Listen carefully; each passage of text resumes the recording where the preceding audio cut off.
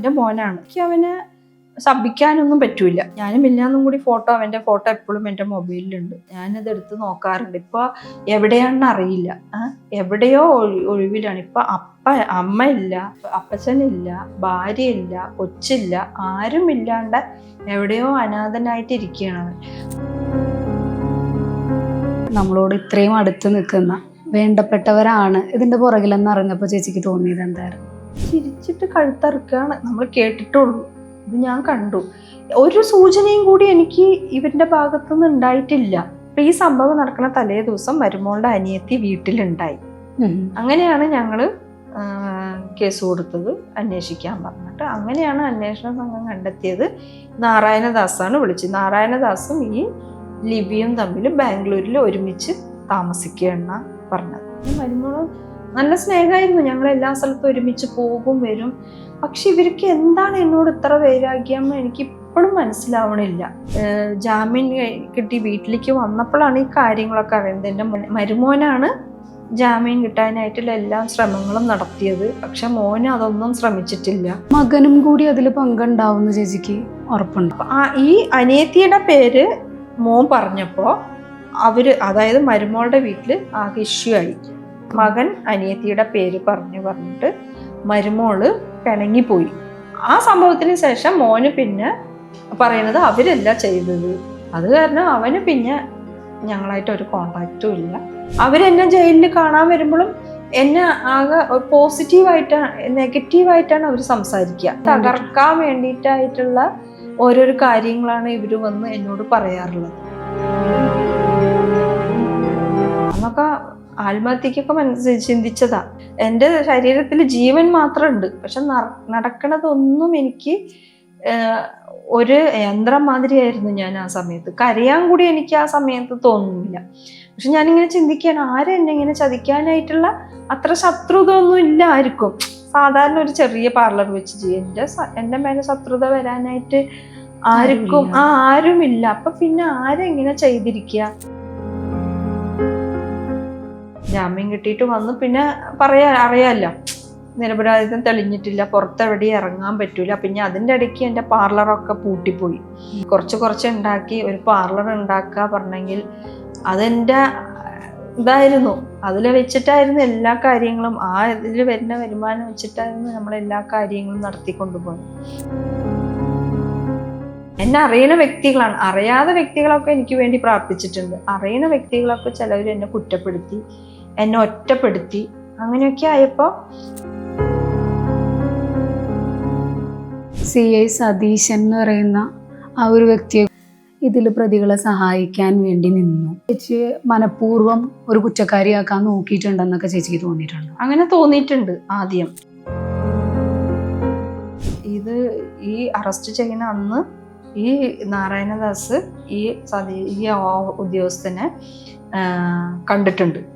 അവരുടെ രണ്ടുപേരുടെയും phone tower എൻ്റെ പാർലറിൻ്റെ അടിയിൽ ഇത് കാണിക്കുന്നുണ്ട്. ആള് റെയിൽവേ സ്റ്റേഷനിൽ നിന്ന് എവിടെയോ പിക്കപ്പ് ചെയ്തിട്ട് എൻ്റെ പാർലർ കൊണ്ടുവന്ന് കാണിച്ചു കൊടുത്തു. അങ്ങനെയൊക്കെ മൊഴി കൊടുത്തിട്ടുണ്ട്. അതായത് എൻ്റെ കയ്യിൽ നിന്ന് പിടിച്ച മയക്കമരുന്നിൻ്റെ റിസൾട്ട് വരുന്നത് അത് മയക്കമരുന്നല്ല, LSD ഒരു സാധാരണ ഒരു പേപ്പറാണ്. പിന്നെ ഹൈക്കോടതി ഇടപെട്ടിട്ട് തന്നെ എന്നെ കേസിൽ നിന്ന് പ്രതിസ്ഥാനത്തിൽ നിന്ന് ഒഴിവാക്കി. 1000 കുറ്റവാളികൾ ശിക്ഷിക്കപ്പെട്ടാലും ഒരു നിരപരാധി പോലും ശിക്ഷിക്കപ്പെടരുത് എന്ന് പറയുന്ന നമ്മുടെ നാട്ടിൽ മനസ്സുപോലും അറിയാത്ത തെറ്റിൻ്റെ പേരിൽ ജയിൽവാസം അനുഭവിക്കേണ്ടി വരിക, ഒരു സിനിമാ കഥയെ പോലും വെല്ലുന്ന രീതിയിലുള്ള ജീവിതാനുഭവങ്ങളിലൂടെ കടന്നു പോവുക, അങ്ങനെ ഒരാളാണ് ഇന്ന് നമ്മോടൊപ്പം ഉള്ളത്. ചേച്ചി നമസ്കാരം. നമസ്കാരം. ഇപ്പോൾ ശരിക്കും ഒരു 2 വർഷം മുൻപ് നമ്മുടെ നാടിനെ തന്നെ ഒരു അമ്മ എന്ന നിലയിലും സ്ത്രീ എന്ന നിലയിലും നമ്മൾ പലരും ദേഷ്യത്തോടെയും നോക്കിക്കാണേണ്ടി വന്ന ഒരാളാണ് ചേച്ചി. പക്ഷെ ഇപ്പോൾ കുറച്ച് കാലങ്ങൾക്ക് ശേഷം നമുക്കതിനെല്ലാം മാറ്റം വന്നിട്ടുണ്ട്. ഇപ്പോൾ പുതിയ അപ്ഡേഷനും വന്നിട്ടുണ്ട്. എങ്കിൽ കൂടി ഈ ഒരു കാലഘട്ടം എന്ന് പറയുന്നത് ചേച്ചീനെ സംബന്ധിച്ച് ജയിലിലല്ലെങ്കിൽ കൂടി ഒത്തിരി യാതനകൾ നിറഞ്ഞത് തന്നെയായിരിക്കും. ചേച്ചിക്ക് ഇതിൻ്റെ ആ ഒരു തുടക്കം തുടങ്ങി ഈ ഒരു സമയം വരെ എന്താണ് പറയാനുള്ളത്? തുടക്കം തുടങ്ങി പറഞ്ഞെങ്കിൽ ഞാനൊരു ചെറിയ പാർലർ വെച്ചിട്ട് അതായിരുന്നു എൻ്റെ ജീവിത മാർഗം. അത് വെച്ചിട്ട് ജീവിച്ചു പോയ ഒരു വ്യക്തിയാണ്. എനിക്ക് ഒരു മോനും മോളാണ് ഉള്ളത്. അപ്പോൾ ആ പാർലർ കൊണ്ട് ഈ പാർലർ തുടങ്ങണ മുമ്പ് ഞാനിവിടെ ചാലക്കുടിയിൽ തന്നെ വേറൊരു പാർലറിൽ ഒരു 6 വർഷം വർക്ക് ചെയ്തുകൊണ്ടുണ്ടായി. പിന്നെ ഒരു ചെറിയ പാർലർ തുടങ്ങി. അതൊരു 7 വർഷമായിട്ട് ആ പാർലർ കുഴപ്പമില്ലാതെ കൊണ്ട് നടന്നിട്ടുണ്ടായി. അതിൻ്റെ ഇടയ്ക്ക് മോളുടെ കല്യാണം കഴിഞ്ഞു. മോളുടെ കല്യാണം കഴിഞ്ഞ് പിന്നെ മോൻ്റെ കല്യാണം 2022 മോൻ്റെ കല്യാണം കഴിഞ്ഞത്. 2022 നവംബറിലാണ് മോൻ്റെ കല്യാണം കഴിയുന്നത്. മോൻ്റെ കല്യാണം കഴിഞ്ഞ് പിന്നെ ഞാൻ ചെറിയ കുടുംബമാണ്, കുഴപ്പമില്ലാതെ അങ്ങനെ സാമ്പത്തിക ബാധ്യത ഉണ്ടെങ്കിലും നമ്മൾ അതൊന്നും വേറെ ഒരു ഇതില്ലാണ്ട് നമ്മൾ അങ്ങനെ ജീവിച്ച് പോയിക്കൊണ്ടിരുന്ന വ്യക്തിയാണ്. അങ്ങനെ ഉണ്ടാകുമ്പോഴാണ് 2023 ഫെബ്രുവരി 27 എൻ്റെ ജീവിതത്തിൽ ഒരു സംഭവം നടന്നത്. ഇങ്ങനെ ഞാൻ പാർലറിലുള്ള സമയത്ത് എക്സൈസുകാർ വന്ന് എന്നോട് പറഞ്ഞു, ഇങ്ങനെ എൻ്റെ ബാഗിലും വണ്ടിയിലും മയക്കുമരുന്നുണ്ട്. അപ്പോൾ ആരോ വിളിച്ച് പറഞ്ഞതിലും വന്നത്. അപ്പോൾ അവർ പറഞ്ഞത് ഞാൻ 1 മാസത്തിൽ നിരീക്ഷണത്തിലായിരുന്നു. ഞാനാകെ നെട്ടിത്തെറിച്ച നിമിഷങ്ങളായിരുന്നു. നമുക്ക് മയക്കുമരുന്ന് എന്താണെന്നും കൂടി എനിക്കറിയില്ല, കഞ്ചാവ് മാത്രം കേട്ടിട്ടുള്ളൂ. അങ്ങനെയുള്ള വന്ന് അപ്പം ഞാൻ പറയുന്നത് എൻ്റെ കയ്യിൽ അങ്ങനെയൊന്നും ഇല്ല, വേറെ ആരെങ്കിലും വെറുതെ ഇതിന് പറഞ്ഞതായിരിക്കും. അവർ പറഞ്ഞില്ല, ബാഗിലുണ്ട്, ഞങ്ങൾ പരിശോധിക്കുക പറഞ്ഞിട്ട് അങ്ങനെ പരിശോധിച്ചപ്പോൾ ബാഗിൻ്റെ ഉള്ളിൽ ഒരു ഹോളുണ്ടായി. ആ ഹോളിൻ്റെ ഉള്ളിലായിരുന്നു ചെറിയൊരു പൊതി എടുത്ത് കാണിച്ചു തന്നു. ഇത് LSD സ്റ്റാമ്പാണ്. എനിക്കറിയില്ല സ്റ്റാമ്പ് മയക്കമരുന്നിൻ്റെ രൂപത്തിലുള്ളത്, ആദ്യമായിട്ടാണ് ഞാൻ കേൾക്കുന്നത്. പിന്നെ എൻ്റെ വണ്ടി ഞാൻ താഴെ പാർക്ക് ചെയ്തിരിക്കുകയായിരുന്നു. വണ്ടിയിലുണ്ട് പറഞ്ഞു. മോനെ വിളിച്ചു വരുത്തിയിട്ട് വണ്ടിയിൽ നിന്നും എടുത്തു. അപ്പോൾ ഞാൻ എന്താ പറയുക, എനിക്ക് ആ നിമിഷങ്ങളൊക്കെ എനിക്കിപ്പോൾ ദൈവം എന്നെ അതൊക്കെ മറപ്പിച്ചതെന്നാ തോന്നുന്നത്. എനിക്കത് ഓർമ്മയും കൂടി വരുന്നില്ല. അങ്ങനെ എന്നെ അറസ്റ്റ് ചെയ്തു. ഞാൻ തൃശ്ശൂർ വിയ്യൂർ ജയിലിലായിരുന്നു. അപ്പോൾ അതൊക്കെ അനുഭവിച്ച വേദന എന്ന് പറഞ്ഞെങ്കിൽ അന്നൊക്കെ ആത്മഹത്യക്കൊക്കെ ചിന്തിച്ചതാ. പിന്നെ ജയിലിലുള്ള സമയത്ത് ഈ വാർത്ത ഭയങ്കരമായിട്ടാണല്ലോ വന്നത്. എനിക്കറിയില്ല എങ്ങനെ വാർത്ത വന്നത്. അപ്പോൾ എന്നെ ജയിലിൽ എൻ്റെ ഹസ്ബൻഡും മരുമോനും കാണാൻ വന്നപ്പോഴാണ് അവരാണ് പറയുന്നത്, എല്ലാ ചാനലിലും വന്ന് ഫോട്ടോ അടക്കം അങ്ങനെ പിന്നെ പല കഥകൾ ഓരോരുത്തർ. അത് മാത്രമല്ല, അപ്പൊ ആ ഒരു ടൈമില് ഈ ഒരു കാര്യത്തെക്കുറിച്ച് ചിന്തിച്ചപ്പോൾ എനിക്ക് തോന്നിയത്, ഇപ്പോൾ നമ്മുടെ നാട്ടിലായാലും ഈ ഒരു കേസിന് ഇത്ര ഇമ്പോർട്ടൻസും അത് ചേച്ചി തന്നെ ആയിരിക്കും എന്നൊരു രീതിയിൽ സംസാരിക്കാനുണ്ടായ ഒരു മെയിൻ റീസൺ എന്ന് പറയുന്നത്, ഒരു ബ്യൂട്ടി പാർലർ നടത്തുന്ന വ്യക്തി, അതും സ്ത്രീ. അപ്പം ഈ ഒരു മേഖലയിൽ വർക്ക് ചെയ്യുന്നവര് പൊതുവെ ഇത്തരത്തിലുള്ള കാര്യങ്ങളുമായിട്ട് ബന്ധപ്പെട്ടവരായിരിക്കും എന്നൊരു ചിന്ത ഉള്ളവരാണ് ഇപ്പോഴും കേരള സമൂഹം എന്ന് പറയുന്നത്. അതെ അതെ. ചേച്ചിക്കും അത് തോന്നിയിട്ടുണ്ടോ? അത് തോന്നിയിട്ടുണ്ട്. ഇപ്പൊ ഈ ബ്യൂട്ടി പാർലർ ഉടമ പറയും വലിയ പാർലർ ഒന്നും അല്ല, ചെറിയൊരു പാർലർ, ചെറിയൊരു റൂമില് ഒരു ചെറിയൊരു ത്രെഡിങ് ചെയറും ഒരു ചെറിയ ഫേഷ്യൽ ബെഡും, അത് മാത്രം. പിന്നെ അതിന് പകുതി ഇതാക്കിയിട്ടാണ് ഒരു ചേച്ചി ടൈലറിങ് ഉണ്ടായി. അങ്ങനത്തെ ഒരു ചെറിയ പാർലറാണ്. അപ്പൊ അങ്ങനെ ജീവിച്ചു അതില്. അപ്പൊ ഇങ്ങനെ പാർലർ പറയുമ്പോ എല്ലാവർക്കും സ്വാഭാവികമായിട്ടും അങ്ങനത്തെ ഒരു പേരുള്ളതാണല്ലോ. പിന്നെ അങ്ങനെ വന്നതാണ് അത്. അങ്ങനെ ന്യൂസ് ഭയങ്കര ഇതായത്, ബ്യൂട്ടി പാർലർ ഉടമ കയ്യിൽ നിന്ന് ഇങ്ങനെ മയക്കുമരുന്ന് പിടിച്ചെടുത്തു.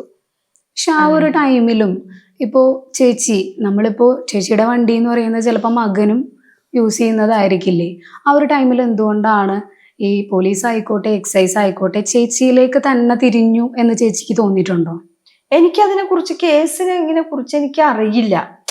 അതായത് ഇപ്പൊ നമ്മൾ വല്ല കേസിൽ പെടുക അല്ലെങ്കിൽ കേസ് സംബന്ധിച്ചിട്ട് ഇങ്ങനെ ഒന്നും അറിയില്ല. ഇങ്ങനെ പോലീസ് സ്റ്റേഷൻ കൂടി കയറാത്ത ഒരു വ്യക്തിയാണ്. അപ്പൊ അതിനെ കുറിച്ചിട്ടുള്ള ധാരണ ഇല്ല. പക്ഷെ എനിക്ക് ഇവര് വരുമ്പോഴും എന്നെ അറസ്റ്റ് ചെയ്ത് കൊണ്ടുപോകണമെന്ന് എനിക്കറിയില്ല. എന്നെ ഇപ്പൊ വിടുകയായിരിക്കും ഇവരിത്, അങ്ങനെയൊക്കെയാണ് ഞാൻ ചിന്തിച്ചിട്ടിരിക്കണത്. പിന്നെ എന്നെ അറസ്റ്റ് ചെയ്ത് ജയിലിൽ പോയി. എനിക്ക് എൻ്റെ ശരീരത്തിൽ ജീവൻ മാത്രമുണ്ട്, പക്ഷെ നടക്കണതൊന്നും എനിക്ക് ഒരു യന്ത്രം മാതിരിയായിരുന്നു ഞാൻ ആ സമയത്ത്. കരയാൻ കൂടി എനിക്ക് ആ സമയത്ത് തോന്നുന്നില്ല. പക്ഷെ ഞാനിങ്ങനെ ചിന്തിക്കുകയാണ്, ആരും എന്നെ ഇങ്ങനെ ചതിക്കാനായിട്ടുള്ള അത്ര ശത്രുത ഒന്നും ഇല്ല ആർക്കും. സാധാരണ ഒരു ചെറിയ പാർലർ വെച്ച് എൻ്റെ മേലെ ശത്രുത വരാനായിട്ട് ആർക്കും ആരുമില്ല. അപ്പൊ പിന്നെ ആരെങ്ങനെ ചെയ്തിരിക്കുക അങ്ങനെ പറഞ്ഞ. പക്ഷെ ഓഫീസർമാരൊക്കെ എന്നോട് വന്ന് ചോദിക്കുന്നുണ്ട്, എവിടെയെങ്കിലും പോയോ, ബാഗ് എവിടെയെങ്കിലും വെച്ചോ. ഇപ്പൊ പാർലറിന്റെ ഉള്ളിൽ തന്നെ ഒരാൾ വന്ന് വെക്കണമെങ്കിൽ എൻ്റെ ബാഗിൽ വെച്ചിട്ട് ബാഗിൽ നിന്ന് കീ എടുത്തിട്ട് പോയി താഴെ വെക്കുക പറഞ്ഞെങ്കിൽ അത് എങ്ങനെയെങ്കിലും ചെറിയ പാർലറിന്റെ ഉള്ളിൽ തന്നെ എൻ്റെ ബാഗ് വന്ന് ഒരാൾ എടുത്തെങ്കിൽ എനിക്കത് എന്തായാലും അറിയും. അപ്പൊ ഞാൻ പറയുന്നത് ഇല്ല, അങ്ങനെ ആരുമില്ല. അപ്പൊ അവര് അപ്പൊ എന്നോട് ചോദിച്ചു വണ്ടി ആരെങ്കിലും ഉപയോഗിക്കാറുണ്ടോ, ബാഗ് ആരെങ്കിലും. ഞാൻ പറഞ്ഞില്ല, ഞാനാണ് ഉപയോഗിക്കാറുള്ളത്. അപ്പൊ നിങ്ങൾ ഉപയോഗിക്കുന്ന വണ്ടി വേറെ ആരാ വെക്കുക, നിങ്ങളല്ലേ വെച്ചിട്ടുണ്ടാവുക. അപ്പൊ 1 മാസത്തിലെ നിരീക്ഷണത്തിലായിരുന്നു. അപ്പൊ ഞാൻ ചോദിക്കുന്നത്, ഈ 1 മാസത്തിലെ നിരീക്ഷണത്തിലാണെങ്കിൽ നിങ്ങൾക്ക് അറിയാമല്ലോ ഞാൻ എവിടേക്കാ പോണേ, എന്താ ചെയ്യണേ. എൻ്റെ ഫോൺ കോൾ പരിശോധിച്ചെങ്കിൽ തന്നെ അറിയാം, ഉള്ളത് ഒരു നമ്പറാണ്. ആ നമ്പറാണെങ്കിൽ ഞാൻ 10-15 വർഷമായിട്ട് ആ ഒരു നമ്പർ തന്നെ എനിക്കുള്ളത്. വേറൊരു നമ്പറോ അങ്ങനെയൊന്നുമില്ല. പക്ഷെ ഞാൻ പറയുന്നതൊന്നും അപ്പൊ ആ സമയത്ത് അവര് മുഖവരിക്ക് എടുക്കണില്ല. അവര് എൻ്റെ മേലെ തന്നെ കുറ്റം. പിന്നെ എനിക്ക് അപ്പൊ പറയാനായിട്ടും എനിക്ക് എന്ത് പറഞ്ഞിട്ടും കാര്യമില്ലാന്ന് എനിക്ക് മനസ്സിലായി. ശരിക്കും ഒന്ന് സ്റ്റക്കായി പോയി. അപ്പൊ ഞാൻ വിചാരിച്ച എന്തായെങ്കിലും ഞാൻ കുടുങ്ങി, ഇനി ഇവിടുന്ന് എന്ത് പറഞ്ഞിട്ടും കാര്യമില്ല. പക്ഷെ എനിക്കറിയാം ഞാൻ തെറ്റ് ചെയ്തിട്ടില്ല.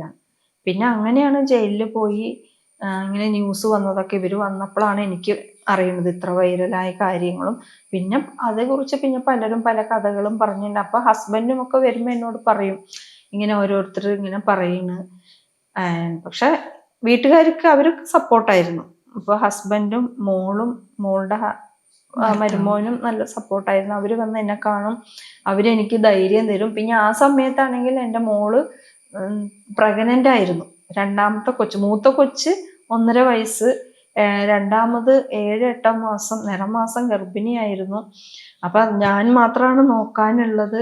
അപ്പൊ അതൊരു അമ്മയ്ക്ക് എന്തോ ഒരു വിഷമം ഉണ്ടാവും. എനിക്ക് ഇതന്നെ വിഷമമായിരുന്നു. എൻ്റെ മോൾ എന്ത് ചെയ്യണോ, ഇനി പ്രസവം അടുത്തെങ്കിൽ ആരാ ഉണ്ടാവുക കൂടെ, കൊച്ചുമുള്ളതാണല്ലോ. അതൊക്കെ എന്നിട്ടാ പറയാ, അങ്ങനത്തെ കുറെ വിഷമമുള്ള ഘട്ടങ്ങളൊക്കെ ആത്മഹത്യ ചെയ്യാനൊക്കെ ചിന്തിച്ചതായിരുന്നു. പക്ഷെ അത് കഴിഞ്ഞിട്ട് പിന്നെ ഞാൻ തന്നെ ഓർത്തു, ഞാൻ എന്തിനാ മരിക്കേണ്ടത്, ഞാനൊരു തെറ്റും ചെയ്തിട്ടില്ല, ഇനി വരുന്ന സ്ഥലത്ത് വെച്ചിട്ട് കാണാം എന്തായെങ്കിലും. പിന്നെ ദൈവത്തിന് അറിയാതെ ഒന്നും സംഭവിക്കില്ല. അപ്പൊ ഞാൻ വിചാരിക്കുന്നത്, ദൈവത്തിന് ഇതാണ് ഇഷ്ടമുണ്ടെങ്കിൽ എൻ്റെ ജീവിതം ഇങ്ങനെ തന്നെ പോട്ടെ, ദൈവത്തിന് എന്നെ ഇതിൽ നിന്ന് രക്ഷിക്കാനാണ് ഉണ്ടെങ്കിൽ ദൈവം എന്നെ രക്ഷിക്കട്ടെ, അങ്ങനെയാണ് പറഞ്ഞിട്ടാണ് അങ്ങനെ ജയിൽ ദിവസങ്ങൾ അങ്ങനെ കടന്നുപോയത്. അത് കഴിഞ്ഞിട്ടാണ് പിന്നെ 72ാമത്തെ ദിവസമാണ് എനിക്ക് ജാമ്യം കിട്ടിയത്. ജാമ്യം കിട്ടിയിട്ട് വന്നു. പിന്നെ അറിയാമല്ലോ, നിരപരാധിത്വം തെളിഞ്ഞിട്ടില്ല, പുറത്തെവിടെയും ഇറങ്ങാൻ പറ്റൂല. പിന്നെ അതിൻ്റെ ഇടയ്ക്ക് എൻ്റെ പാർലറൊക്കെ പൂട്ടിപ്പോയി. അതൊക്കെ അവര് അടച്ചോളാൻ പറഞ്ഞു. ഹസ്ബൻഡും മോനും ചെന്നിട്ടാണ് സാധനങ്ങളൊക്കെ എടുത്ത് കൊണ്ടുപോയി വീട്ടിലിട്ടത്. അതൊക്കെ ഭയങ്കര വിഷമമായി. നമ്മള് കുറച്ച് ഉണ്ടാക്കി ഒരു പാർലർ ഉണ്ടാക്കുക പറഞ്ഞെങ്കിൽ അതെൻ്റെ ഇതായിരുന്നു. അതിൽ വെച്ചിട്ടായിരുന്നു എല്ലാ കാര്യങ്ങളും, ആ ഇതിൽ വരുന്ന വരുമാനം വെച്ചിട്ടായിരുന്നു നമ്മളെല്ലാ കാര്യങ്ങളും നടത്തിക്കൊണ്ടുപോയത്. അപ്പൊ അതും നഷ്ടപ്പെട്ടു. പിന്നെ ജാമ്യം കിട്ടി വന്ന് മോളുടെ വീട്ടിലായിരുന്നു. പിന്നെ എവിടെയും പുറത്തിറങ്ങാൻ പറ്റൂല, അങ്ങനെ ഉണ്ടായി. പിന്നെ അത് മെയ് 2023 മെയ് 10 എനിക്ക് ജാമ്യം കിട്ടുന്നത്. ജൂൺ 16 തീയതി മോള് പ്രസവിച്ചു. അപ്പൊ അതൊക്കെ ഒരു സന്തോഷമായിരുന്നു. മോളുടെ കൂടെ നിൽക്കാനുള്ള ദൈവത്തിന് നന്ദി പറയായിരുന്നു. ആ സമയത്തെങ്കിലും എനിക്ക് ജാമ്യം കിട്ടിയില്ല. പിന്നെ ജൂൺ 30 തീയതി ഇതിന്റെ റിസൾട്ട് വരുന്നു. അതായത് എൻ്റെ കയ്യിൽ നിന്ന് പിടിച്ച മയക്കമരുന്നിന്റെ റിസൾട്ട് വരുന്നത്. അത് മയക്കമരുന്നല്ല, LSD രൂപത്തിലുള്ള ഒരു സാധാരണ ഒരു പേപ്പറാണ്. പിന്നെ അങ്ങോട്ട് വാർത്ത കുറച്ചുകൂടി നല്ല വൈറലായി, എല്ലാ ചാനലിലും വന്നു. അങ്ങനെ പിന്നെ ഹൈക്കോടതി ഇടപെട്ടിട്ട് തന്നെ എന്നെ കേസിൽ നിന്ന്, പ്രതിസ്ഥാനത്തിൽ നിന്ന് ഒഴിവാക്കി. പിന്നെ എനിക്ക് വേറൊരു മലപ്പുറം കൽപ്പകഞ്ചേരി തണൽ പറഞ്ഞ അവരൊരു ഈ വാർത്ത കണ്ടിട്ട് വന്നിട്ട് എനിക്കൊരു പാർലർ അവർ തുടങ്ങി തന്നു രണ്ടാമതും. അതും ഞാൻ 1 വർഷം കൊണ്ട് നടന്നു. പിന്നെ അതിൻ്റെ ഇടയ്ക്ക് ഈ കേസ് തെളിയാതൊക്കെ ഇരുന്നപ്പോഴേ. അപ്പൊ ആ ഒരു ടൈമിൽ ഇപ്പൊ പാർലർ നടത്തുന്നതിന്റെ ഇടയിൽ നമ്മളത് തെളിയിച്ചിട്ടില്ല. അപ്പൊ ഇപ്പൊ കസ്റ്റമേഴ്സ് വരണ്ടേ, അതിനെന്തെങ്കിലും ബുദ്ധിമുട്ടുണ്ടായിട്ടുണ്ടോ? എന്നെ അറിയുന്നവരൊക്കെ എൻ്റെ അടുത്ത് വന്നിട്ടുണ്ടായി. എന്നെ അറിയാനില്ല, അറിയുന്ന വ്യക്തി അവർക്കൊക്കെ അറിയാം ഞാൻ അങ്ങനത്തെ ഒരു, അതായത് ഈ പിടിച്ച സമയത്ത് എക്സൈസ് ഓഫീസർ പറഞ്ഞത്, ഞാൻ അവിടെ വരുന്ന കസ്റ്റമേഴ്സിന് ഇത് സെയിൽ ചെയ്യായിരുന്നു, അങ്ങനെയാണ്. പക്ഷെ എൻ്റെ അടുത്ത് വരുന്ന കസ്റ്റമേഴ്സിനൊക്കെ അറിയാമല്ലോ ഞാൻ അങ്ങനെ ഒരു വ്യക്തിയല്ല. അപ്പൊ അറിയുന്നവരൊക്കെ എൻ്റെ അടുത്ത് വന്നായിരുന്നു, കുഴപ്പമുണ്ടായില്ല. പിന്നെ എനിക്ക് കുറച്ച് സാമ്പത്തിക ബാധ്യത ഉണ്ടായി. പിന്നെ ഞാൻ മാനസികമായിട്ട് പിന്നെ കുറച്ച് പേരൊക്കെ എന്നെ ഇപ്പൊ അവിടെ അടുത്തുള്ളവരൊക്കെ തന്നെയാണെങ്കിലും പാർലറിന്റെ അടുത്തുള്ളവരൊക്കെ എന്നെ അറിയുന്ന വ്യക്തികളാണ്. അറിയാത്ത വ്യക്തികളൊക്കെ എനിക്ക് വേണ്ടി പ്രാർത്ഥിച്ചിട്ടുണ്ട്. അറിയുന്ന വ്യക്തികളൊക്കെ ചിലവർ എന്നെ കുറ്റപ്പെടുത്തി, എന്നെ ഒറ്റപ്പെടുത്തി. അങ്ങനെയൊക്കെ ആയപ്പോൾ എനിക്ക് അവിടുന്ന് അങ്ങനെ മാറണം അങ്ങനെയാണ് തോന്നി. പിന്നെ ഞാൻ അവരോട് വിളിച്ചു, എനിക്ക് ഈ പാർലർ അവരാണല്ലോ തുടങ്ങി തന്നത്. അവരോട് വിളിച്ചു പറഞ്ഞു. അപ്പൊ അവര് പറഞ്ഞു ചേച്ചി എന്തെങ്കിലും ഇഷ്ടം, ചേച്ചിയുടെ ഇഷ്ടം എന്താണോ അത് ചെയ്തോളാൻ പറഞ്ഞു. അങ്ങനെ ഞാൻ ആ പാർലർ വേറെ ആൾക്ക് കൈമാറി. പിന്നെ 6 മാസം ഞാൻ ചെന്നൈയിലായിരുന്നു, അവിടെ ഒരു ഡേ കെയറിലായിരുന്നു. അത് കഴിഞ്ഞ് പിന്നെ വന്നു നാട്ടിൽ. ഹസ്ബൻഡിനൊന്നും സുഖം ഉണ്ടായില്ല, അപ്പം നാട്ടിലേക്ക് വന്നു. പിന്നെ അത് കഴിഞ്ഞിട്ടാണ് പിന്നെ ഈ വിളിച്ചു പറഞ്ഞ, അതായത് എൻ്റെ ബാഗിലും വണ്ടിയിലും മയക്കുമരുന്നുണ്ടെന്ന് വിളിച്ചു പറഞ്ഞത് നാരായണദാസ്. അപ്പൊ പിന്നെ ഞങ്ങൾക്ക് സംശയം, വേറെ ആരെയും സംശയം ഉണ്ടായില്ല. ഈ LST സ്റ്റാമ്പ് പറയുന്നത് ബാംഗ്ലൂരിൽ നിന്നാണ് കിട്ടുകയാണ് പറയുന്നത്. അപ്പൊ ബാംഗ്ലൂരില് ഞങ്ങൾ കണക്ഷൻ ആയിട്ട് വേറെ ആരുമില്ല, ഈ മരുമോളുടെ അനിയത്തി മാത്രമേ ഉണ്ടായുള്ളൂ. അപ്പൊ ഈ സംഭവം നടക്കുന്ന തലേ ദിവസം മരുമോളുടെ അനിയത്തി വീട്ടിലുണ്ടായി. അങ്ങനെയാണ് ഞങ്ങള് കേസ് കൊടുത്തത്, അന്വേഷിക്കാൻ പറഞ്ഞിട്ട്. അങ്ങനെയാണ് അന്വേഷണ സംഘം കണ്ടെത്തിയത് നാരായണദാസാണ് വിളിച്ചത്. നാരായണദാസും ഈ ലിവിയും തമ്മിൽ ബാംഗ്ലൂരിൽ ഒരുമിച്ച് താമസിക്കുകയെന്നാ പറഞ്ഞത്. പിന്നെ ഇത് കേസ് വേറെ പ്രത്യേക പോലീസിലേക്ക് കൈമാറി അവരാണ് അന്വേഷിച്ചു കൊണ്ടുവരുന്നത്. അങ്ങനെയാണ് അവര് നാരായണദാസിനെ അറസ്റ്റ് ചെയ്തത്. പിന്നെ ഇപ്പൊ നാരായണദാസ് കുറ്റം സമ്മതിച്ചു. പക്ഷെ ഇപ്പൊ നമുക്ക് അതില് ഒരു ഞെട്ടിക്കുന്ന കാര്യം എന്ന് പറയുന്നത്, അന്ന് അവര് ചേച്ചിയുടെ ബാഗിലും വണ്ടിയിലും വെച്ചത് ഒറിജിനൽ മയക്കുമരുന്നായിരുന്നു എന്ന് തന്നെയാണ് അവർ പറയുന്നത്. അപ്പോൾ ആ ഒരു ടെസ്റ്റ് ചെയ്യുന്നതിനും ഇതെടുത്തതിനും ഇടയിൽ സംഭവിച്ചത് എന്തായിരിക്കും എന്ന് ചിന്തിക്കാൻ പറ്റുന്നുണ്ടോ ചേച്ചി? ചിന്തിക്കാൻ പറ്റും. അതെന്താണെന്ന് അറിയില്ല. അതിപ്പോ എടുത്ത അവർക്കല്ലേ അറിയുള്ളൂ. ആളിപ്പോ പറയുന്നത് അത് ഒറിജിനൽ ആയിരുന്നു. പക്ഷെ ഉദ്യോഗസ്ഥർ പറയുന്നത് ഈ സാധനം തുറന്ന് ഇങ്ങനെ ഓപ്പൺ ചെയ്ത് വെക്കാൻ പാടില്ല എന്നൊക്കെയാ പറയുന്നത്. അപ്പൊ ഇതിലത്തെ കണ്ടന്റ് പോവും അങ്ങനെയൊക്കെയാണ് പറയണത്. നമുക്കറിയില്ല, നമുക്കിത് ഉപയോഗിച്ചിട്ടും ഇല്ല, ഇതിനെ കണ്ടിട്ടും ഇല്ല.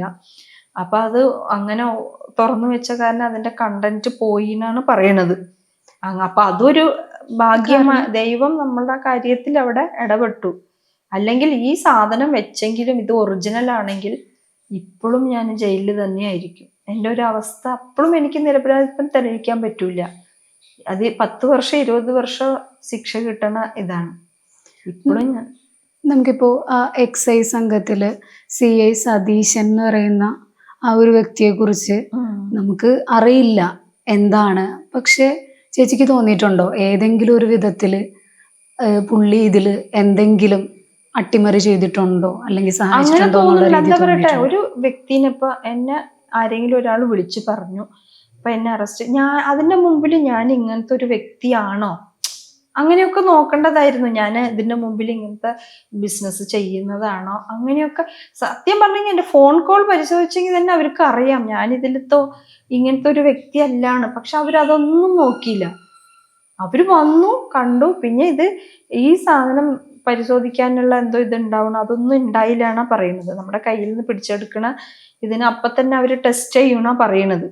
അപ്പൊ ആ ടെസ്റ്റ് ചെയ്യുന്ന സാധനം എന്തോ മെഷീൻ എന്തോ ഉണ്ടായില്ല അങ്ങനെയൊക്കെയാണ് പറയണത്. ഇതിനെ കുറിച്ച് എനിക്കറിയില്ല. ആ സമയത്ത് ന്യൂസ് വന്നതാണ്. ഇതിപ്പോ നമ്മുടെ കയ്യിൽ നിന്ന് മയക്കുമരുന്ന് പിടിച്ചെടുത്തെങ്കിൽ ടെസ്റ്റ് ചെയ്യാനായിട്ട് എന്തോ ഉപകരണം ഉണ്ടാവും, എന്തോ മെഷീനോ എന്തോ ഉണ്ടാവും. അതുണ്ടായില്ല. അതൊന്നും ഇല്ലാണ്ടാണ് അവര് വന്നു. ഒരു എക്സൈസ് ഉദ്യോഗസ്ഥൻ ഇതിൽ പ്രതികളെ സഹായിക്കാൻ വേണ്ടി നിന്നു, അങ്ങനെ ഒരു ആരോപണം പരക്കുകയുണ്ടായിരുന്നു. ചേച്ചിക്ക് ഈ അന്വേഷണത്തിന്റെ ഏതെങ്കിലും ഘട്ടത്തിൽ അങ്ങനെ സഹായിച്ചിട്ടുണ്ട്? പുള്ളി ചേച്ചിയെ മനഃപൂർവ്വം ഒരു കുറ്റക്കാരിയാക്കാൻ നോക്കിയിട്ടുണ്ടെന്നൊക്കെ ചേച്ചിക്ക് തോന്നിയിട്ടുണ്ടോ? അങ്ങനെ തോന്നിയിട്ടുണ്ട്. ആദ്യം നമുക്ക് ഇങ്ങനെ പെട്ടെന്ന് ഒരാള് വിളിച്ചു പറയുമ്പോഴത്തേനും വന്ന് അറസ്റ്റ് ചെയ്യുക. പിന്നെ അന്നത്തെ ദിവസം ആള് കോടതിയിൽ മാപ്പുസാക്ഷി മൊഴി കൊടുത്തിട്ടുണ്ട്. ഈ അറസ്റ്റ് ചെയ്യുന്ന അന്ന് ഈ നാരായണദാസ് ഈ ഉദ്യോഗസ്ഥനെ കണ്ടിട്ടുണ്ട്. അവരുടെ രണ്ടുപേരുടെയും ഫോൺ ടവർ എൻ്റെ പാർലറിന്റെ അടിയിൽ ഇത് കാണിക്കുന്നുണ്ട്. ആള് റെയിൽവേ സ്റ്റേഷനിൽ നിന്ന് എവിടെയോ പിക്കപ്പ് ചെയ്തിട്ട് എൻ്റെ പാർലർ കൊണ്ടുവന്ന് കാണിച്ചു കൊടുത്തു. അങ്ങനെയൊക്കെ മൊഴി കൊടുത്തിട്ടുണ്ട്. അപ്പൊ ഇങ്ങനെ ഈ കറക്റ്റ് വെച്ച സ്ഥലം പറയണമെങ്കിൽ അല്ലേ, പിന്നെ ആളെഴുതിയ മകസരം തെറ്റാണ്. അത് CCTV വ്യക്തമാണ്. അവര് എഴുതിയിട്ടുള്ളത് 4 മണിക്ക് എന്തോ 3 മണിക്ക് ഞാൻ പുറത്തിറങ്ങി എൻ്റെ വണ്ടിയിൽ നിന്ന് ബാഗ് എടുക്കുമ്പോൾ 15 മീറ്റർ അകലെ ഇവരുടെ ജീപ്പ് നിൽക്കുന്നുണ്ടായി. അപ്പോൾ ഞാൻ പരിഭ്രമിച്ചിട്ട് വണ്ടിയിൽ നിന്ന് ബാഗ് എടുക്കുമ്പോഴാണ് എന്നെ വന്ന് അറസ്റ്റ് ചെയ്തെന്നാണ് എഴുതിയിരിക്കുന്നത്. പക്ഷെ അങ്ങനെയല്ല. ഇവര് വന്ന് കാലത്ത് ഞാൻ പാർലറിൽ കയറിയത് ഇവര് വന്ന് അറസ്റ്റ് ചെയ്ത് പോകുമ്പോഴാണ് ഞാൻ താഴെ ഇറങ്ങുന്നത്. അത് CCTV വ്യക്തമായിട്ട് നമ്മൾ അതൊക്കെ കോടതിയിൽ കൊടുത്തിട്ടുണ്ട്. അപ്പൊ അങ്ങനെ മനസ്സിൽ തെറ്റായിട്ട് എഴുതേണ്ട കാര്യമില്ലല്ലോ. അപ്പൊ എങ്ങനെയായിരുന്നു ഈ ഒരു വ്യക്തി ചേച്ചിനോട് പെരുമാറിയത് ആ ഒരു ടൈമില്? ആ ടൈമില് പെരുമാറ്റമൊന്നും ഒരു മാന്യമായിട്ട് തന്നെയാണ് പെരുമാറിയിട്ടുള്ളത്. അല്ലാണ്ട് വേറെ നമ്മളോട് ഹരാസ് ചെയ്ത് സംസാരിക്കുക, നമ്മളോട് ചോദ്യം ചോദിച്ചിട്ടുണ്ട്, എവിടുന്നാ കിട്ടി അങ്ങനെയൊക്കെയാണ് ചോദിച്ചിട്ടുള്ളത്. പക്ഷെ ഈ പറയുന്നത് പോലെ ഒരു നടപടിക്രമങ്ങളൊന്നും കറക്റ്റ് ആയിരുന്നില്ല. അതെന്താണെന്ന് നോക്കാനോ ജസ്റ്റ് ഒന്ന് അതേക്കുറിച്ച് ഒന്ന് മൊത്തത്തിൽ അന്വേഷിക്കാതെയാണ് കസ്റ്റഡി കാര്യങ്ങളെല്ലാം ഉണ്ടായത്. പക്ഷെ 1 മാസം നിരീക്ഷണം. അപ്പൊ ഞാൻ അവരോട് ചോദിച്ചായിരുന്നു, ഈ 1 മാസം നിരീക്ഷണത്തിലാണെങ്കിൽ എന്നെ കുറിച്ച്. അപ്പൊ വേറൊരു ഉദ്യോഗസ്ഥർ പറഞ്ഞത് അവരിപ്പോ ആരെ അറസ്റ്റ് ചെയ്തെങ്കിലും അങ്ങനെ പറയുള്ളൂ, 1 മാസം നിരീക്ഷണത്തിലായിരുന്നു എന്ന് പറയുന്നു. പക്ഷെ അങ്ങനെ നിരീക്ഷണത്തിലാണെങ്കിൽ എന്നെ അവര് പിടിക്കൂലായിരുന്നു. എൻ്റെ എല്ലാ കാര്യങ്ങളും അറിയാമല്ലോ, ഞാൻ എവിടെയാ പോണ എന്താണ്. മയക്കുമരുന്ന് നമ്മുടെ സ്വപ്നത്തിലും കൂടി വിചാരിക്കാതെ ഒരു കാര്യമാണ്. LSD സ്റ്റാമ്പ് ഉണ്ടാവില്ല. എനിക്ക് സ്റ്റാമ്പ് നമുക്ക് അതിന്റെ ഈ പോസ്റ്റൽ സ്റ്റാമ്പ് മാത്രം അറിയുള്ളൂ. ഈ LSD സ്റ്റാമ്പ് കേൾക്കണതാണ് ആദ്യം. മയക്കമരുന്നിന്റെ രൂപത്തിലുണ്ടെന്ന് കേൾക്കണത് ആദ്യമായിട്ടാണ്. അതുപോലെ തന്നെ നമ്മളോട് ഇത്രയും അടുത്ത് നിൽക്കുന്ന വേണ്ടപ്പെട്ടവരാണ് ഇതിന്റെ പുറകിലെന്ന് അറിഞ്ഞപ്പോ ചേച്ചിക്ക് തോന്നിയത് എന്തായിരുന്നു?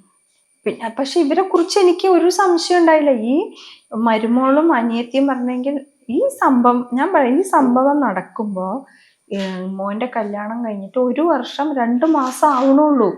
കുറേ വർഷങ്ങളോ ഒന്നും ആയിട്ടില്ല.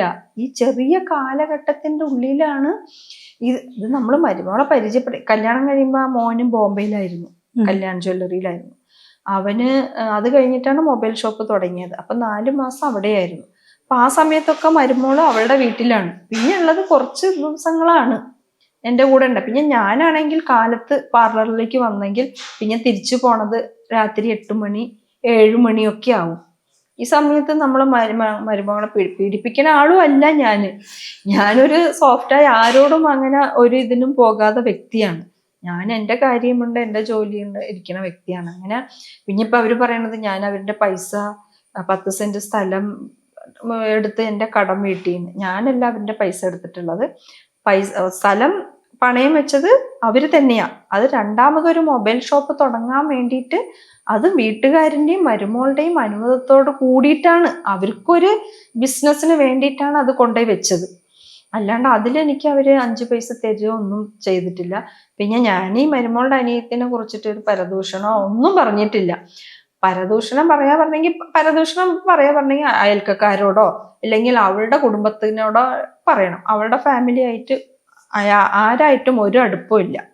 കല്യാണം കഴിഞ്ഞിട്ട് ഈ 1 വർഷത്തിൽ അവളുടെ അമ്മയുടെ ചേച്ചിയുടെ മോന്റെ ഒരു കല്യാണത്തിന് മാത്രം പോയിട്ടുള്ളൂ. പിന്നെ അങ്ങനെ അടുപ്പങ്ങളോ, ഒരു പ്രാവശ്യം അതിന്റെ പെരുന്നാളിന് പോയിട്ടുണ്ട്. അപ്പൊ അത് മാത്രമേ ഉള്ളൂ. അത് തന്നെയാണ് കേട്ടത്. ഇപ്പൊ ലിവിയ എന്ന് പറയുന്ന ഈ കുട്ടിക്ക് ഈ നാരായണദാസ് എന്ന് പറയുന്ന വ്യക്തി കുറച്ച് ഏജ്ഡ് ആണ്. ഇപ്പൊ ഓപ്പൺ ആയിട്ട് പറയുവാണെങ്കിൽ ഒരു ഷുഗർ ഡാഡി ലെവലായിരുന്നു അവർ തമ്മിലുണ്ടായിരുന്ന റിലേഷൻ. ചേച്ചി അത് പലരോടും പറഞ്ഞു നടന്നു. അതിന്റെ വൈരാഗ്യത്തിലാണ് ഇങ്ങനെ ചെയ്തതെന്നാണ് പറയുന്നത്. പക്ഷെ ഈ നാരായണദാസിനെ എനിക്ക് അറിയില്ലല്ലോ. അതാണ് അവിടെ ചേച്ചി പറഞ്ഞായിരുന്നു, പുള്ളിയെ അറിയില്ല, അങ്ങനെ ഒരു വ്യക്തിയെ കുറിച്ച് അറിയില്ല, ചേച്ചിക്ക് അറിയില്ല. അതായത് ഇവളുടെ ജീവിതം അങ്ങനെ, നമ്മൾ കല്യാണം കഴിഞ്ഞപ്പോ ഇവൾക്ക് ഇവര് പറഞ്ഞെങ്കിൽ സാധാരണ ഫാമിലിയാണ്. അപ്പൻ കൂലി ജോലിയാണ്, അമ്മ ഡെയിലി വേജസിന് പഞ്ചായത്തിൽ എവിടെയോ പോണ്. പിന്നെ വീട് സ്വന്തമായിട്ടുണ്ട്, കുറച്ച് സ്ഥലം എന്തോ ഉണ്ട്. അല്ലാണ്ട് ചെറിയ വീടാണ്, അല്ലാണ്ട് വലിയ പൈസ അതൊന്നും അല്ല. അപ്പൊ ഈ സാധാരണ വീട്ടുകാർ ഇവളുടെ ജീവിതം ബാംഗ്ലൂരിലാണ് പഠിക്കണ ഞങ്ങളോട് പറഞ്ഞ. ഈ പഠിക്കണ പെണ്ണ് ആഴ്ചയിൽ 2 പ്രാവശ്യമൊക്കെ ബാംഗ്ലൂരിലേക്ക് ഫ്ലൈറ്റിലാണ് പോയിട്ട് വരുന്നത്. അത് കഴിഞ്ഞിട്ട് ഒരു 5-6 മാസം കഴിഞ്ഞപ്പോൾ ഞങ്ങൾ വീട്ടിലേക്ക് പോയപ്പോൾ വീട്ടിൽ കുറേ ഫർണിച്ചറും ടിവിയും, വലിയ TV, വലിയ വാഷിംഗ് മെഷീന്, കട്ടില്, അങ്ങനെ കുറേ സാധനങ്ങൾ ഉണ്ടായി. കുറച്ച് പെട്ടെന്നൊരു മാറ്റം, നല്ല വിലപിടിപ്പുള്ള സാധനങ്ങൾ. അപ്പൊ ഞങ്ങൾ സ്വാഭാവികമായിട്ട് ചോദിക്കുമല്ലോ. അതിന്റെ മുമ്പ് ഒരു പ്രാവശ്യം പോയപ്പോൾ ഈ സാധനങ്ങളൊന്നും ഉണ്ടായില്ല. അപ്പൊ പോയപ്പോൾ ചോദിച്ചത് എവിടുന്നാന്ന് ചോദിച്ചപ്പോൾ അവള് ബാംഗ്ലൂരിൽ നിന്ന് പഠിപ്പ് നിർത്തി, അപ്പൊ റൂം വെക്കേറ്റ് ചെയ്തപ്പോ സാധനങ്ങളൊക്കെ കൊണ്ടുവന്നതാണെന്ന് പറഞ്ഞു. അപ്പൊ ഞാൻ മരുമോളോട് ചോദിച്ചു, ഇപ്പൊ പഠിക്കാൻ വിട്ട് നമ്മള് ഇത്ര സാധനങ്ങളും കൊടുത്തു വിടൂലല്ലോ. അപ്പൊ എന്റെ മോളെയൊക്കെ ഞാൻ പഠിക്കാൻ വിട്ടേ ആരുടെ ആണെങ്കിലും നമ്മളെവിടെ ഹോസ്റ്റലിലോ എവിടെയെങ്കിലും നിർത്തും. അല്ലാണ്ട് ഈ കട്ടിലും ടിവിയും ഫ്രിഡ്ജും ഇതൊന്നും കൊടുത്തു വിടൂലല്ലോ. അപ്പൊ ചോദിച്ചിട്ടുണ്ട് അവൾക്ക് എന്താണ് അവിടെ എന്താണ് പഠിക്കുകയാണ് എന്താന്ന് ചോദിച്ചപ്പോ പറഞ്ഞു അവളെ ആരോ സ്പോൺസർ ചെയ്യാനായിട്ട് ഏതോ ഒരു വ്യക്തി ഉണ്ട് എന്ന് പറഞ്ഞിട്ടുണ്ട്. അപ്പൊ അതിന്റെ പേരൊന്നും എന്നോട് പറഞ്ഞിട്ടില്ല. സ്പോൺസർ അവളെ ചെയ്യുന്നുണ്ട്, എന്നോട് പറഞ്ഞിട്ടുള്ള അവിടെ മോഡലിംഗ് ചെയ്യുന്നുണ്ടാ പറഞ്ഞിട്ടുള്ളത്. പക്ഷെ ഇപ്പൊ പേപ്പറിൽ ന്യൂസിലൊക്കെ വരുന്നത് മാനേജ്മെന്റ് എന്തോ പഠിക്കാനാണ്. പക്ഷെ ഞാൻ ആദ്യമായിട്ടാ കേൾക്കണ മാനേജ്മെന്റ് പഠിക്കുന്നത്. എന്നോട് പറഞ്ഞിട്ടുള്ളത് മോഡലിംഗ് ആണ്. അപ്പൊ നാരായണദാസിനെ കുറിച്ച് എനിക്കറിയില്ല. കേസ് വന്ന് ഇത് വിവരം അന്വേഷിക്കാൻ തുടങ്ങിയപ്പോഴാണ് നാരായണദാസിന്റെ പേര്, അത് ഈ അന്വേഷണ സംഘം കണ്ടെത്തിയതാണ്. നാരായണദാസാണ് വിളിച്ചു പറഞ്ഞിട്ടുള്ളത്. അവരാണ് കണ്ടെത്തിയത് നാരായണദാസും ലിവിയും തമ്മിൽ ബാംഗ്ലൂരില് ഒരുമിച്ച് താമസിക്കുക. അങ്ങനെ അറിയാതെ വ്യക്തി ഞാൻ എങ്ങനെ നാരായണദാസിനും ഇവളെയും കുറിച്ച് പരദൂഷണം പറയാൻ പറ്റും? ഇപ്പൊ നമ്മൾ ഈ കേസ് തുടങ്ങിയ ഒരു ആദ്യഘട്ടത്തില് ശരിക്കും സ്വന്തം മകനും മരുമകളെന്ന് പറയേണ്ട ആവശ്യമില്ല, മകള് തന്നെയാണ്. അപ്പോ അവര് സഹകരിച്ചിരുന്നോ? വരുമായിരുന്നു കാണാനും കാര്യങ്ങളും? അവര് 2-3 പ്രാവശ്യം കാണാൻ വന്നിട്ടുണ്ടായി ജയിലില്. പക്ഷെ അവരെന്നെ ജാമ്യം, എനിക്കറിയില്ല. ഞാനത് കഴിഞ്ഞിട്ട് ജാമ്യം കിട്ടി വീട്ടിലേക്ക് വന്നപ്പോഴാണ് ഈ കാര്യങ്ങളൊക്കെ അറിയുന്നത്. എൻ്റെ മോനാണ് ജാമ്യം കിട്ടാൻ, മരുമോനാണ് ജാമ്യം കിട്ടാനായിട്ടുള്ള എല്ലാ ശ്രമങ്ങളും നടത്തിയത്. അവന്റെ കൊച്ചിന്റെ കഴുത്തിൽ മാല എടുത്തിട്ട് വെച്ചിട്ടാണ് എന്നെ ജാമ്യം എടുക്കാനായിട്ട് അവൻ ശ്രമിച്ചത്. പക്ഷെ മോന് അതൊന്നും ശ്രമിച്ചിട്ടില്ല. ഇത് കിട്ടി പുറത്ത് വന്ന പിന്നാണ് ഞാൻ ഇതൊക്കെ അറിയണത്. അവര് പുറത്തു പോവാനായിട്ട് UK എവിടെ പോവാനായിട്ട് അവര് മരുമോളും മോനും ശ്രമിച്ചു കൊണ്ടിരിക്കുകയായിരുന്നു. എന്നെ ജാമ്യം എടുക്കാനായിട്ട് അവരൊന്നും ശ്രമിച്ചിട്ടുണ്ടായില്ല. പക്ഷെ 2-3 പ്രാവശ്യം എന്നെ കാണാൻ വന്നിട്ടുണ്ടായി. പറഞ്ഞു ഞങ്ങൾ ജാമ്യം നോക്കണുണ്ട്, കിട്ടൂല, കുറെ ആവും കിട്ടാനായിട്ട്, അങ്ങനെയൊക്കെയാണ് എന്നോട് പറഞ്ഞത്. അവരെന്നെ ജയിലിൽ കാണാൻ വരുമ്പോഴും എന്നെ ആകെ പോസിറ്റീവായിട്ടാണ്, നെഗറ്റീവായിട്ടാണ് അവർ സംസാരിക്കുക. എന്നോട് ഒന്ന് പറയും, ആ മമ്മീനെ കുറിച്ച് നാട്ടുകാരെന്തൊക്കെയാ പറയുന്നത്, കേൾക്കാൻ പറ്റാത്ത വാക്കുകളൊക്കെയാണ് ഓരോരുത്തർ പറയുന്നത്, എൻ്റെ ഫ്രണ്ട്സൊക്കെ അങ്ങനെ പറയുന്നത്. അപ്പൊ ഞാൻ പറയുന്നത്, എൻ്റെ ഫ്രണ്ട്സ് ഒന്നും അങ്ങനെ പറയില്ല, അവർക്കൊക്കെ എന്നെ അറിയണതാണല്ലോ, എന്നെ അവർ ഒരിക്കലും അങ്ങനെ പറയില്ല അങ്ങനെയാണ്. പക്ഷെ അത് കഴിഞ്ഞ് വന്നപ്പോഴാണ് അറിഞ്ഞത് എൻ്റെ ഫ്രണ്ട്സിനെ അവർ കണ്ടിട്ടും ഇല്ല, അവർ സംസാരിച്ചിട്ടും ഇല്ല. എൻ്റെ ഫ്രണ്ട്സ് ഒന്നും ഇപ്പോഴും ഞാൻ ജാമ്യം കിട്ടി വന്നപ്പോഴും എന്നെ ഫ്രണ്ട്സ് വന്ന് കണ്ടു. എൻ്റെ കൂടെ എല്ലാ കാര്യത്തിനും അവരുണ്ടായി, ഒപ്പമുണ്ടായി, സമാധാനപ്പെടുത്തി. ഇപ്പോഴും അവര് നല്ല ബന്ധത്തിലാണ്. പക്ഷെ അവരൊന്നും എന്നെ കുറ്റപ്പെടുത്തിയിട്ടില്ല. പക്ഷെ ഇവര് വന്ന് കാണാൻ വന്നപ്പോ എന്നെ അങ്ങോട്ട് എന്നിട്ടാ പറയാ, ഞാൻ അങ്ങോട്ട് മെന്റലി തകർക്കാൻ വേണ്ടിയിട്ടായിട്ടുള്ള ഓരോരോ കാര്യങ്ങളാണ് ഇവര് വന്ന് എന്നോട് പറയാറുള്ളത്. അതൊക്കെ ഞാൻ പിന്നെയാണ് ചിന്തിക്കണ, ഇവരെന്തിനാ ഇങ്ങനെ വന്ന് പറഞ്ഞേനൊക്കെ. അപ്പൊ അതിനുശേഷം പിന്നെ അവരെ കണ്ടിട്ടുണ്ടോ? ഇല്ല. അപ്പൊ ഞങ്ങൾ ഈ സംഭവം നടക്കുമ്പോൾ ഒരുമിച്ചായിരുന്നല്ലോ താമസിച്ചത്. പിന്നെ ഞങ്ങൾക്ക് ഇവരാണെന്ന് നമുക്ക് സംശയം വന്നു. അങ്ങനെ ജാമ്യം കിട്ടി മോളുടെ വീട്ടിലായിരുന്നു. പിന്നെ മോള് പ്രസവിച്ച പിന്നെ ഞങ്ങളുടെ കുറച്ച് സാധനങ്ങളൊക്കെ എടുത്ത് ഞാനും ഹസ്ബൻഡും അവിടുന്ന് എടുത്ത് ഞങ്ങൾ വേറൊരു വീട് വാടകയ്ക്ക് എടുത്താണ് താമസിച്ചത്. അത് കഴിഞ്ഞ് അന്ന് കണ്ടതാണ് മോനെ. അന്ന് സാധനങ്ങൾ എടുക്കാൻ പോയപ്പോ മോനെ കണ്ടതാണ്. പിന്നെ ഇതുവരെ സംസാരിച്ചിട്ടും ഇല്ല. ഞങ്ങളെ ഫോണിലൊക്കെ അവര് ബ്ലോക്ക് ചെയ്ത് വെച്ചു എല്ലാരും. പിന്നെ അവള് പ്രഗ്നന്റ് ആയിരുന്നു, കൊച്ചുണ്ടായി. ഇതൊക്കെ നമുക്ക് അയൽക്കാര് പറഞ്ഞിട്ടാണ് അറിയണത്. കൊച്ചുണ്ടായ വിവരവും പ്രഗ്നന്റ് ആയിട്ട് 7ാമത്തെ മാസം അവരുടെ വീട്ടുകാരൊക്കെ വന്നിട്ടുണ്ടായി. അപ്പൊ ഞാൻ ആ വീടിൻ്റെ അടുത്ത് കുടുംബശ്രീയിലുണ്ടായി.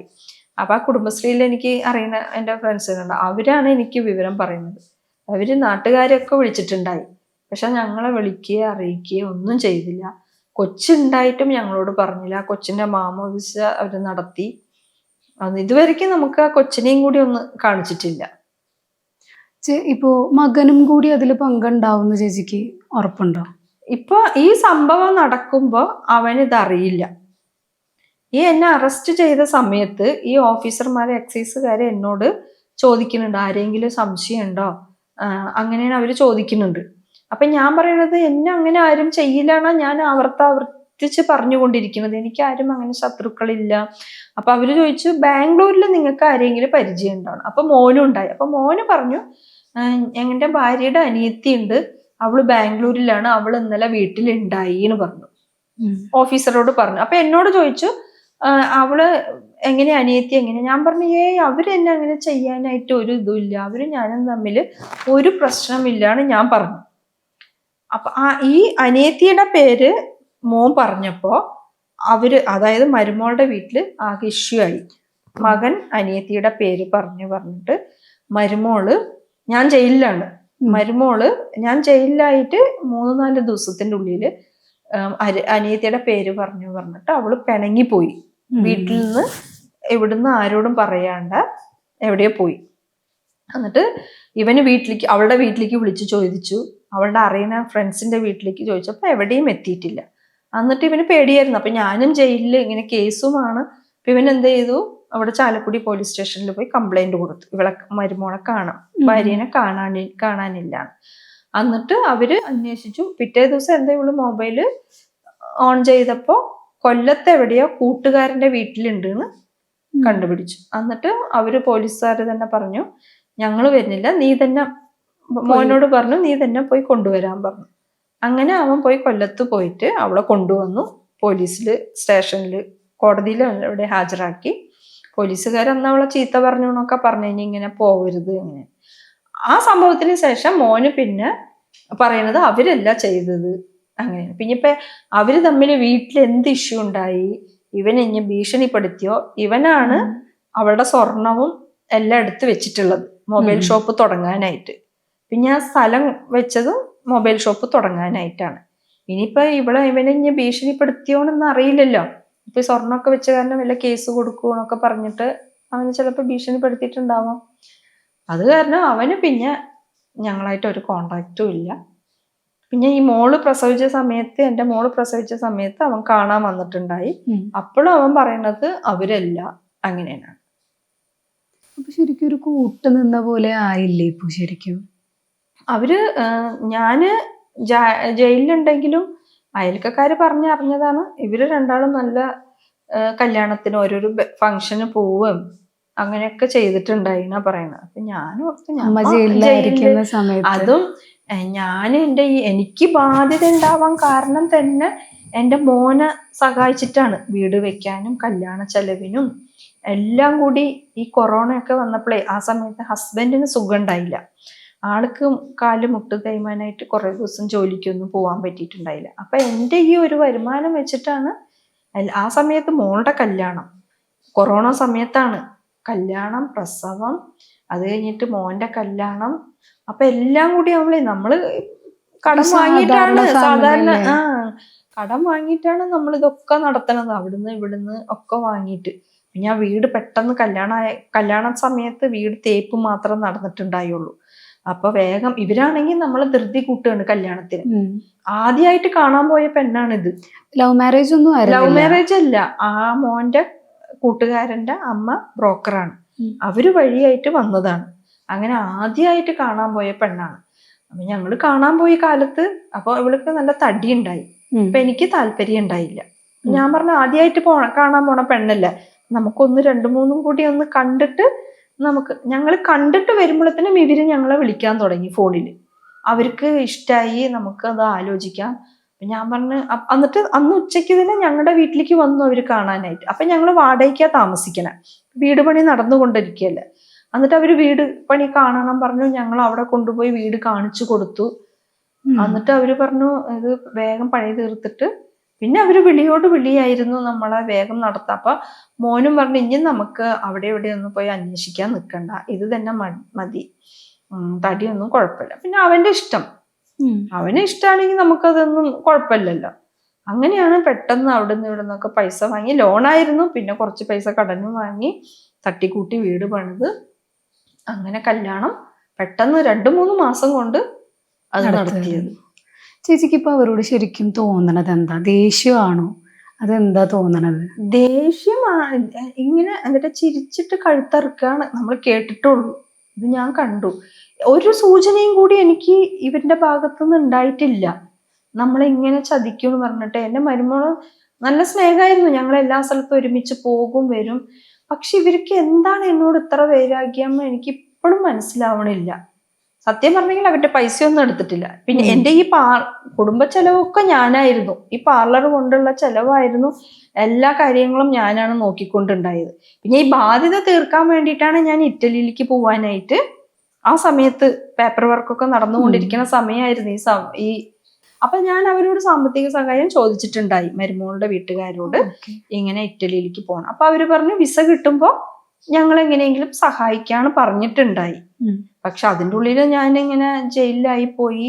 ഇങ്ങനെ പോവാതിരിക്കാൻ വേണ്ടിയിട്ട് ചെയ്തൊരു കാര്യമായിട്ട് തോന്നി. അങ്ങനെ ആയിരിക്കാം. ഇപ്പൊ ഞാൻ ഇറ്റലിയിലേക്ക് പോയെങ്കിലും അവർക്കാണ്, അല്ലാണ്ട് എനിക്കല്ല. ഇപ്പൊ ഞാൻ അന്യ നാട്ടിൽ പോയി കിടന്ന് എനിക്ക് സുഖിക്കാനല്ലല്ലോ, നമ്മുടെ കുടുംബം നന്നായിട്ടിരിക്കാൻ വേണ്ടിയിട്ട്. മോന് ബാധ്യത തീർക്കണം, എൻ്റെ ബാധ്യത തീർക്കണം, എൻ്റെ കുടുംബം നന്നായിട്ടിരിക്കണം, ഇതിനു വേണ്ടിയിട്ടാണ് ഞാൻ ഇറ്റലിയിലേക്ക് പോണത്.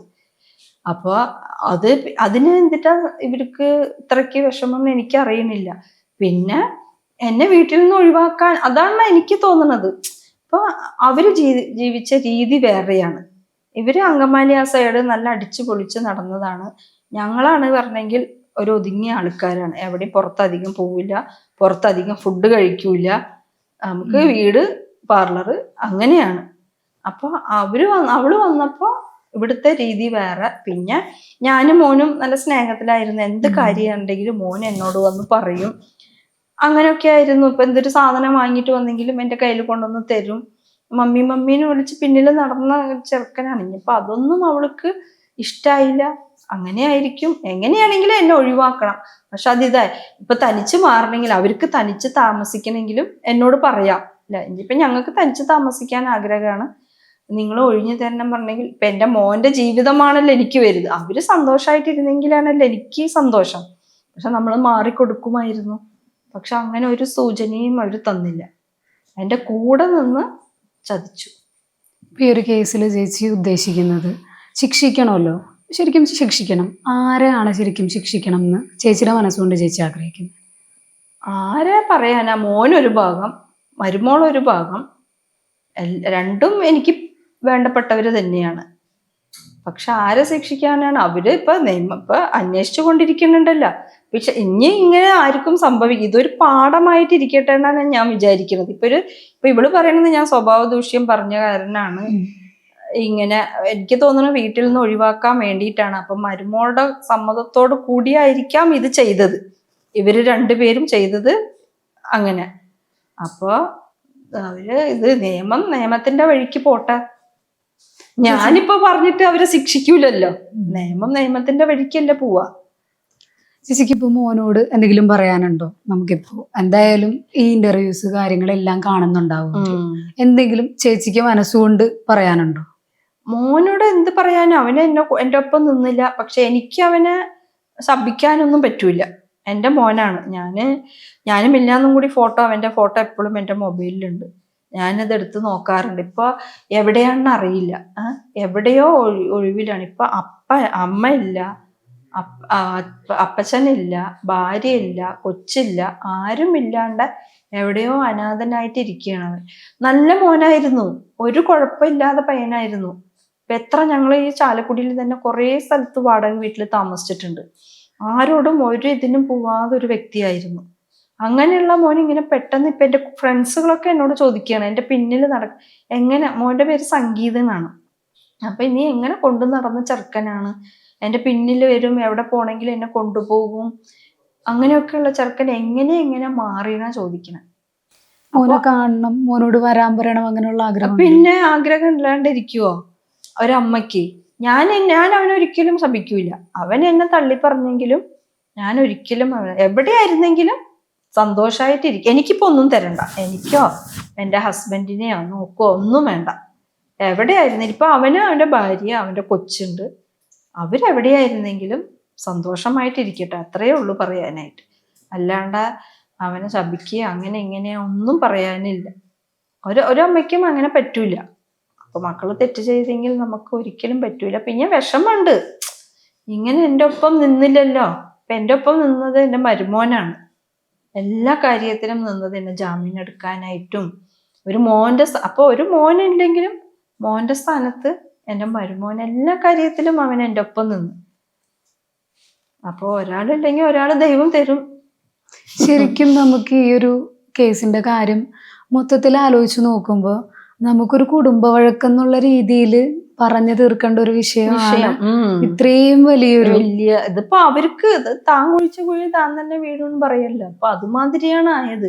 ഇപ്പൊ അവര് വിചാരിച്ചു ഇത് വെച്ച് കഴിഞ്ഞെങ്കിൽ ഞാൻ ഇനി പുറലോകം കാണൂല, ഇതിപ്പോ 10 വർഷം 20 വർഷമുള്ള ശിക്ഷ കിട്ടുന്നതാണ്, ചിലപ്പോ ഞാൻ പുറത്തു വന്നെങ്കിലും ആത്മഹത്യ ചെയ്യും, അങ്ങനെയൊക്കെ ചിന്തിച്ചിട്ട്. പക്ഷെ എല്ലാം കാണുന്ന ദൈവം ഒരാൾ മുകളിലില്ലേ.